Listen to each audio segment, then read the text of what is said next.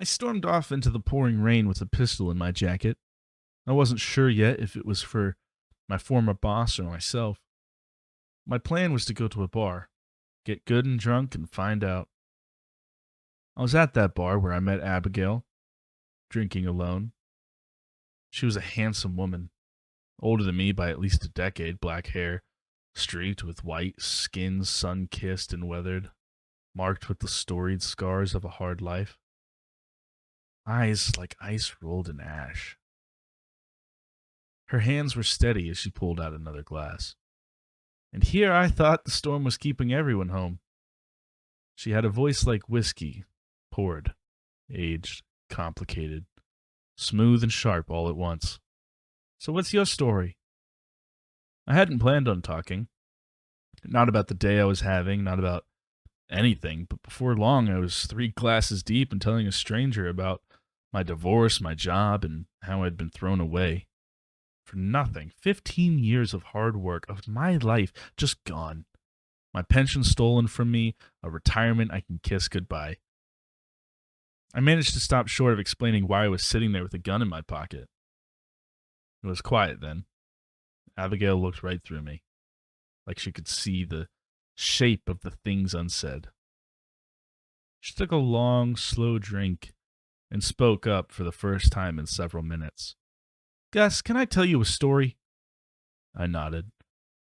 About 20 years ago, I found a horse up in the mountains. Abigail leaned forward, eyes far away. He'd been chained up by a creek and abandoned.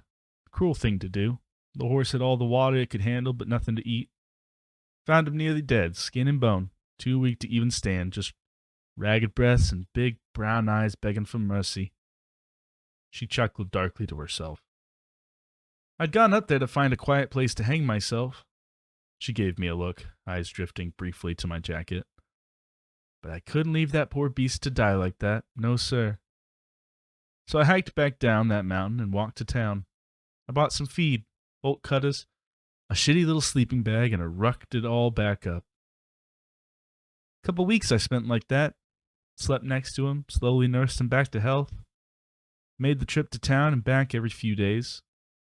I called him Andre. Abigail said softly, smile, bittersweet. He was as gentle and sweet as you'd ever seen. She sighed, finished her glass, and poured another. Took about 2 months, but we did it. A couple steps at first, but before long I had him up and walking around. I felt he could make the journey. It was time to leave.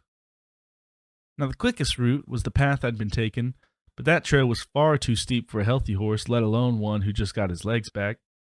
But he'd gotten there somehow. I was betting that if we went up or over, we'd find a gentler path. So I fashioned the rope I'd brought to hang myself into a simple lead and let us out of the woods.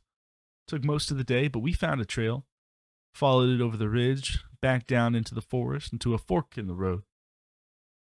I could see it. Easy. One path was the clear way down off the mountain. I should have taken it. Abigail grew quiet then. She turned her drink in her hands and set it down on the bar.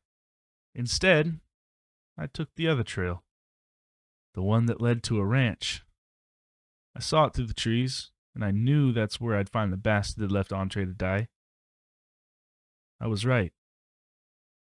I imagined it. Abigail's righteous anger, the confrontation, a man's body on the forest floor.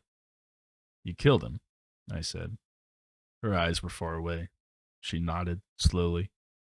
Found him straight away, standing out front like he was expecting us. He laughed. Fucking laughed right in my face. Told me Andre was a fine horse but went lame. Said there ain't no use for a lame horse. Fuck him. Can't work, let him starve. I honestly don't recall what I said. I knew I was shouting, screaming out every horrible thing I could think to say. I'd never been so angry. I wanted to call down the wrath of God on that man. And he was just laughing and laughing. Then he pulled a gun. Said he might as well finish what he started. Abby closed her eyes as if bracing for what came next. One tear fell into her lap, then another. She let out a shaky breath and went on. I fought for it. Nearly got it, but it's too late. He pulled the trigger 3 times and threw me to the ground. Didn't kill Andre outright, but it didn't matter. God, there was blood everywhere. The bastard stood over me, pointed that gun at my head, and the next thing I knew, he was beside me in the dirt. Andre kicked that man's head in. Gunshots should have spooked him, should have knocked him down. They didn't. He saved my life. Abigail went quiet. She let out a ragged breath. Her hands shook as she brought the glass to her lips and finished her drink. The silence hung heavy in the room. What happened to Andre? He's still up there. I buried him. Abigail collected the glasses and set them aside. She leaned across the bar and took my hand. Gus, take the path down off the mountain. She sent me home then. I walked back out into the rain. It was light and gentle. The worst of the storm was moving on.